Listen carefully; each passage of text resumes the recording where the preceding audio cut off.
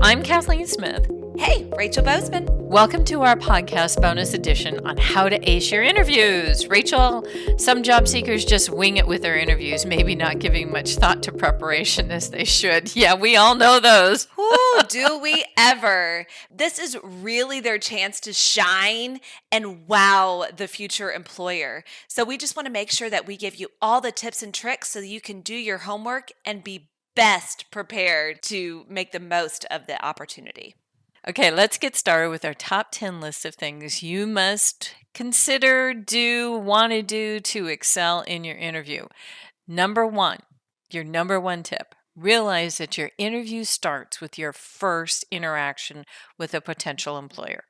That might be your online profiles, it might be your resume, networking interactions, job fairs. You are being evaluated and opinions are being made about you even before you're getting into the interview. So you want to be prepared and professional in all of those interactions. It's an old cliche, but it's hard to overcome first impressions. So be professional, courteous, and kind from the start. And I know a lot of people think that, they can just rush in and everything will be fine. But someone in that parking lot, someone on the receptionist desk, somebody in the bathroom, they all are interviewing you. So realize that you need to be prepared and be professional at all points. Our second tip to really making sure you can ace that interview is always be on ready. Be prepared for that initial phone screen. It's oftentimes going to come out of the blue. Recruiters, they get your number, they see your resume, and they're going to give you a ring. So always be prepared to take it seriously, whether it's in person or whether it's virtual, whether it's with a recruiter or a hiring manager, always be on ready. Also, give yourself permission. If someone calls you out of the blue and you're at the grocery store, let them know, hey, this isn't a great time. Can we schedule a time so that you can be at your best and be at ready? And also be ready. They may have questions for you about salary. Make sure that you're prepared to answer any and all questions in a thoughtful way in that initial phone screen. Tip number 3, and I'm always amazed that people don't do this, which is researching the company and the people that they'll be interviewing with. Many cleared job seekers don't do this, but they really have the opportunity to do that. When a recruiter calls to schedule your interview, ask for the names of the individuals you'll be speaking to. It's perfectly acceptable to ask for that and be prepared. It also gives you an idea of the scope of the interview that you're going to be doing. If it's just one person, is it a panel interview? Are you going to be there all day? Really getting that idea of the different people you're going to be interviewing with. And then take the time to research them online, the agency, the contract, everything that you want to know about that. You're seeking details, but also commonalities that will help you in that interview. Icebreakers, conversation starters, things like, what school did they go to, or what commentary did they just make on a LinkedIn post? Small talk at the beginning of any interview is really hard, but it is a really great, smart strategy to help you feel more comfortable, but also for them to get to know a little bit more about you. It helps establish a connection and helps you to be more memorable. It could be a shared school. It could be where you grew up. It could be the weather. It could be the person who's interviewing you, what they're wearing that day. It may be a picture that they have. The person who's interviewing may be just as nervous as you are, or even more nervous. So be sure that you have some conversation starters to help them feel a little bit more comfortable with your interview. Be open to using your recruiter as a resource too, asking them what they think would be most important to the folks that you're talking to. The more you know about the company and the people you're interviewing with, the better you'll do in the interview. Absolutely. Great advice. Tip number 4, check your network, both online and offline, to see if you already know a contact at the company. This gives you such great intel. Really, what you're seeking is to know What really is the role? This will make you a better candidate for the job and give you insights that your competition for the position just doesn't have. It helps you be more informed. It gives you a level of interest in the position. You're going to be able to find out things like, is the hiring manager really a tyrant and ran off the last four candidates? Or maybe they have an amazing culture, or things that, again, the job description just really doesn't tell you. So you're never going to know unless you talk to the folks that are walking and are in the role. And what's really interesting is that a lot of people don't understand that they have some interesting tics or speech patterns that are a real problem. So, tip number 5 is rehearse interviewing with a trusted colleague or friend and make sure that this is someone who's going to give you honest feedback because we're noticing more and more that people have speech patterns or they have nervous tics like playing with their hair. Busted. But we all have them, and you really need to know if this is something that you do when you're nervous. So, if you haven't interviewed in a while, especially if you haven't interviewed in person in a while, you'll want to make sure that you're comfortable in that interview. And you'll want to make sure that you don't have any of these distracting habits.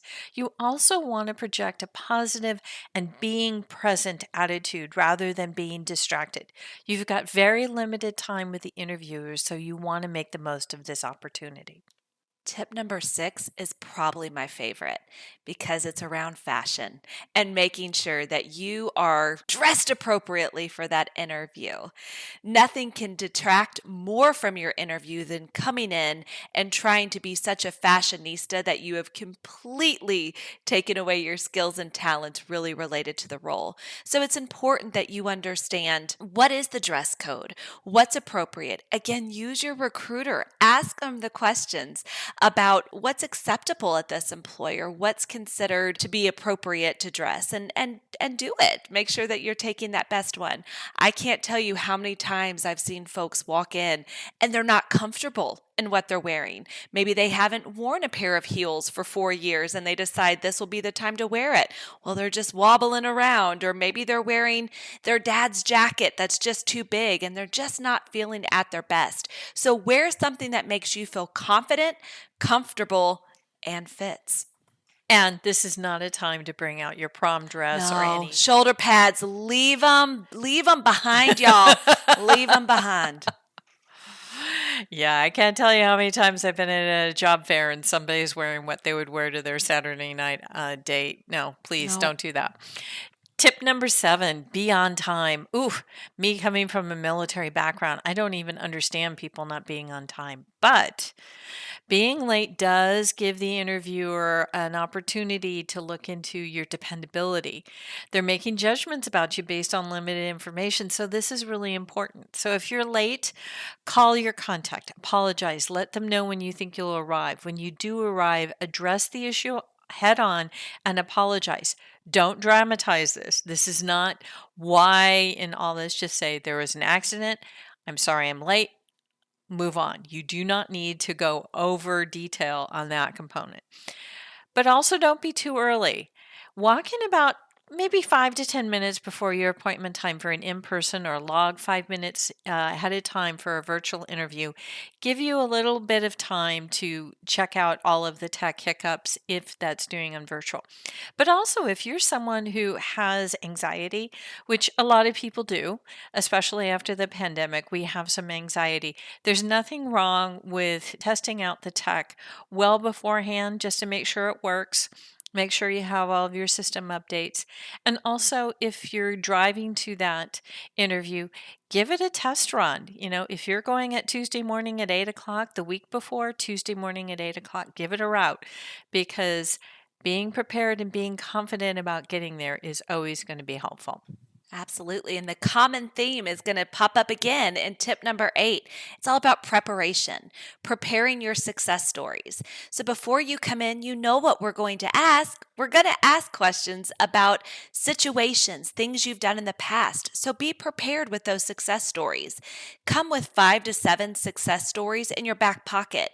So when you're asked the question about Tell me about a time you can easily access it and tell us that amazing opportunity and the ways that you've been able to razzle and dazzle in the past and how you could do it at our company in the future. This will give you the confidence to really shine when you are asked those questions. So tip number 9. This one, it's amazing. People don't think about it. But tip number 9, ask questions. People don't get prepared. They don't think about the questions that they want to know about the company. Even if you think that you've gotten everything covered in the interview, have a few additional questions to show that you've done your homework. Things like, what are the goals of the position over the next 6 months? What is the process of follow-up? What is a typical day like?